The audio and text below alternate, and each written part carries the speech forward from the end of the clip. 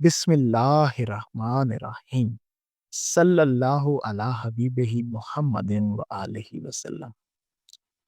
ایک بہت ہی اہم موضوع جو جس پر سالکین حق کی تربیت بہت زیادہ ضروری ہے، ایک ایسا موضوع جو آج کل معاشرے میں گردش کر رہا ہے، روحانیت کے پہلو سے باطنی نکاح۔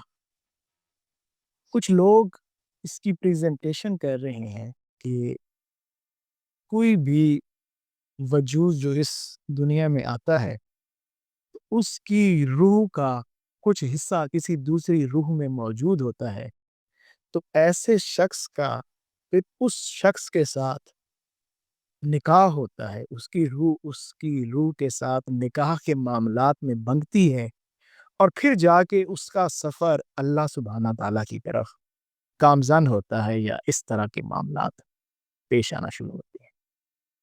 تو میں چاہتا ہوں کہ یہ باطنی نکاح جو ہے، جو باطنی نکاح کا یہ لفظ یہ جو بہت زیادہ استعمال کیا جا رہا ہے، تو میں اس کی حقیقت آپ لوگوں پر آشکار کروں۔ اس لفظ کو کیوں استعمال کیا گیا باطنی نکاح؟ اس الفاظ کے استعمال کرنے کے پیچھے ضرور در ضرور کہیں نہ کہیں نفسانیت موجود ہے۔ یہ نفس کی ایک چال ہے جس نے کسی بھی شخص، چاہے وہ کوئی بہت بڑا صوفی کیوں نہ ہو، جس نے یہ الفاظ ترتیب دیے، اس کا نفس کسی نہ کسی پیرامیٹر میں اس کے ساتھ کھیل گیا۔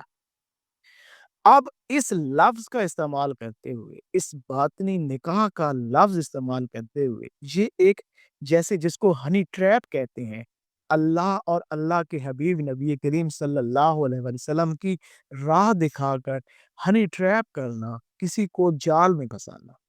ایک خاتون ہے، ایک ہماری بہن ہے، ایک ہماری بیٹی ہے، اس کو جب یہ چیز سمجھائی جائے گی کہ تمہاری روح کا کوئی توئن ہے، تمہاری روح کا کوئی کسی شخص میں حصہ ہے، کسی دوسرا، اب وہ شخص کوئی مرد ہو سکتا ہے، کوئی بوڑھا ہو سکتا ہے، وہ کسی بھی، یہ بھی کہا جائے گا تمہاری عمر جو بھی ہے، تمہارا کسی کی روح میں حصہ ہے، جب تم اس کے قریب آؤ گے، اس کے ساتھ تمہارا تعلق بن جائے گا، تم اپنی روح کو اس کی روح میں انڈلج کر دو گی، تو تمہاری روحانیت کھلے گی، تمہیں اس راہ میں ترقیاں ملیں گی۔ اصل میں اس لفظ کے استعمال کرنے کی مقصدیت ہی یہی ہے کہ کسی لباس زن میں موجود کسی بچی کو، کسی بیٹی کو، کسی ہماری بہن کو اس طرح سے ٹریپ کیا جائے، ایسی چکنی چپڑی باتیں کر کے، ایسے روحانیت کی رائیں دکھا کر اس کو یہ اس معاملے کے اندر لایا جائے کہ وہ کسی طریقے سے اپنی ذات، اپنا نفس، اپنا سب کچھ ہی پھر اس کو پیش کرتی چلی جائے۔ کیونکہ بھائی تم باطنی نکاح میں جو بن چکے ہو، تمہارا یہ نکاح تمہارے اندر کے کلمے کا نکاح ہو چکا ہے، تم اندر سے اب پہلے اس کو اس معاملے میں ٹریپ، اب دیکھیں نا، اس کو اس طریقے سے ٹریپ کر کے لایا گیا۔ میری ایک بات آپ تمام، میری بہنیں، میری سننے والے جو بھی ہیں، میرے بھائی، میری بہنیں خود اس پیغام کو غور سے سنیں، اس کو دوسروں تک پہنچائیں، میرے بھائی بھی اس کو غور سے سنیں، اور بہنوں کو، بیٹیوں کو سمجھائیں یہ بات۔ صرف اور صرف جو نکاح ہے، ظاہری اور باطنی نکاح وہی ہے جو حضور جان عالم صلی اللہ علیہ وآلہ وسلم کے شریعت کے پیرامیٹر میں آپ کا جس مرد کے ساتھ ظاہراً نکاح ہوتا ہے، اسی سے آپ کا باطنی نکاح بھی ہوتا ہے۔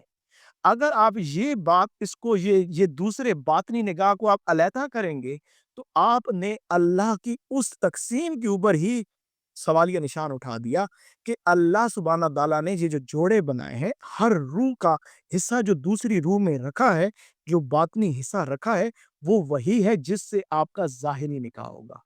اسی کی ذات سے آپ سے اس کو باطنی حصہ ملے گا، اس سے آپ کو باطنی حصہ ملے گا۔ یہ ہے اس نکاح کے علاوہ کسی اور نکاح کی اس راہ کے اندر، اسپرچویلٹی کے اندر، روحانیت کے اندر، تصوف کے اندر، شریعت کے اندر، طریقت کے اندر کہیں کوئی گنجائش نہیں۔ یہ سارے پکھنڈ ہیں، یہ ساری کی ساری ایسے باتیں ہیں جو لوگوں کو ڈیٹریکٹ کرنے کے لیے، اپنے نفس کو خوش کرنے کے لیے، لوگوں کو اپنی نفسانیت کے لیے استعمال کرنے کے لیے یوز کیے گئے ہیں۔ اس کی وجہ یہ ہے بھائی، جو آپ کا باطنی رشتہ ہے نا، وہ کس کے ساتھ ہے؟ وہ حضور جان عالم صلی اللہ علیہ وآلہ وسلم کی ذات کے ساتھ ہے۔ آپ نکاح کا لفظ کیوں استعمال کرتے ہیں؟ آپ روحانی والد کے لفظ پہ کیا آپ کو اعتراض ہو گیا؟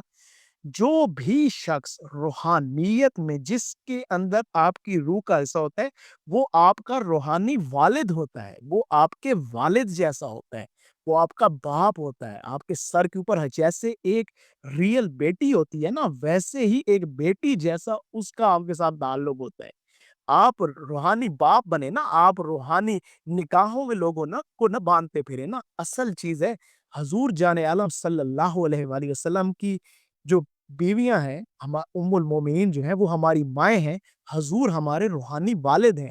ہر ایک شخص جو بھی اللہ کی راہ کے اوپر گامزن ہوتا ہے، وہ حضور کا وہ روحانی والد والا فیض لیے بیٹھا ہوتا ہے، اور آگے جو لوگوں کو وہ فیض دیتا ہے، وہ بھی روحانی باپ ہی کی صورت میں دیتا ہے۔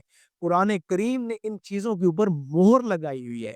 آپ اس قرآن کریم کی ان تفاسیر اور قرآن کریم کے الفاظ کے اگینسٹ اپنا ایک نیا کانسیپٹ لے کر بیٹھ گئے ہیں، جو کہ بہت زیادہ غلط بات ہے۔ یہ میری معاشرے کے اندر میری تمام بہنوں، میرے تمام سننے والوں سے میری یہ گزارش ہے، آپ اس چیز کو سمجھیے۔ یہ جو تصوف میں چھپے ایسے بھیڑیے ہیں، یہ جو بھیڑ کی کھال پہن کے چھپے بھیڑیے ہیں، ان کی مقصدیت یہی ہوتی ہے کہ یہ آپ کو ٹریپ کریں، ایسی بات کریں جس سے، دیکھیں نا، اب جب لفظ نکاح کا آیا، نکاح کے لفظ کے پیچھے کیا چیز ہے؟ جسمانی تعلق ہے، جسم کا بھی تعلق ہے، روح کا بھی تعلق ہے۔ وہ اللہ سبحانہ تعالیٰ نے ایک مرد اور عورت کے لیے ایک اسپیسیفائڈ پیرامیٹر کے اندر مخصوص کر دیا۔ اب آپ ظاہراً، آپ دیکھیں ایک اور بھی چیز ہے نا، اب یہاں پر ایک شخص، ایک بچی، ایک چھوٹی کچے ذہن کی بچی کو آپ جب ایسا کہیں گے کہ آپ ایک شخص کے ساتھ نکاح ہو گیا، باطنی نکاح کر لیا آپ نے اس کے ساتھ، اب وہ کچا ذہن ہے، اب وہ کچے معاملات ہیں، اس کو وہ شخص کس پیرامیٹر تک لے جائے گا؟ میں خود الحمدللہ ہم ایک سسٹم میں چل رہے ہیں، میں ایسی بہنوں کو جانتا ہوں جہاں پر وہ طریقت کے چھپے لبادوں کے اندر ایسے لوگوں کا شکار ہو چکی ہیں، اور انہیں پھر کہا کیا جاتا ہے؟ مرشد، ہادی۔ آپ اس کا انکار، نعوذ باللہ، اللہ اور اللہ کے حبیب کا انکار۔ ایک بات میری یاد رکھیں، ہر ایک شخص جو بھی ہے، ایک بات آپ میری یاد رکھیں، کائنات کا کوئی بھی شخص ہے، وہ چاہے اپنے نام کے ساتھ 50,000 ٹیگ لگا کے بیٹھا ہو کہ میں اتنا بڑا کامل ولی اللہ ہوں، اگر اس کی بات حضور جان عالم صلی اللہ علیہ وآلہ وسلم کی عین شریعت کی کھلی نافرمانی کے اندر ہے، یا شریعت کے ان معاملات، ان حدود کو کراس کرتی ہے، تو چپ کر کے وہاں سے اٹھ جائیں، اس جگہ سے اٹھ کر کسی ایسے معاملے میں چلے جائیں جس سے آپ کو حقیقت میسر ہو۔ ایسی جگہ کبھی بھی نہ بیٹھیں، کسی ایسے شخص سے تعلق نہ رکھیں جو آپ کو برائی کی طرف آگے کرے۔ ہماری روح کا جو سفر ہے، سیدنا سلطان العارفین سلطان بہو رحمت اللہ علیہ، اے بہو، خدا کے لیے یہ راز مومنین حق، سالکین حق پر آشکار کر دو کہ اللہ کی معرفت کے جام حضور نبی کریم صلی اللہ علیہ وسلم کی مجلس سے پلائے جاتے ہیں۔ ہماری ہر، چاہے وہ میری بہن ہے، چاہے وہ میری بیٹی ہے، چاہے وہ میرا بھائی ہے، چاہے وہ سے چھوٹا ہے، چاہے بڑا ہے، ہر ایک کی منزل صرف حضور نبی کریم صلی اللہ علیہ وسلم کی مجلس، اطاعت ہونی چاہیے۔ وہیں سے ہی سب کچھ ملتا ہے۔ اس کے علاوہ نہ کوئی روحانی نکاح ہے، نہ کوئی چیزیں ہیں۔ ہاں، صرف حضور جان عالم صلی اللہ علیہ وسلم ہمارے روحانی باپ ہیں، یا جو ہمارا استاد یا رہنما ہوتا ہے، جو ہمیں حضور کی بارگاہ تک لے جا رہا ہوتا ہے، وہ بھی ہمارا روحانی باپ ہی ہوتا ہے، کیونکہ وہ حضور ہی کا فیض یافتہ ہوتا ہے، حضور ہی کا نمائندہ ہوتا ہے، وہ ہمارے روحانی باپ کے درجے پر ہوتا ہے۔ اس کے علاوہ اس کے ساتھ کوئی تعلق نہیں، کوئی ایسی بات نہیں۔ جو سارے باقی ساری فیک باتیں ہیں، نفسانیت کی باتیں ہیں۔ اللہ آپ کو، مجھے، میری بہنوں، بیٹیوں، میرے بھائیوں، اس کائنات کے ہر شخص کو ایسی خرافات سے محفوظ رکھے۔ آمین برحمتک یا ارحم الراحمین۔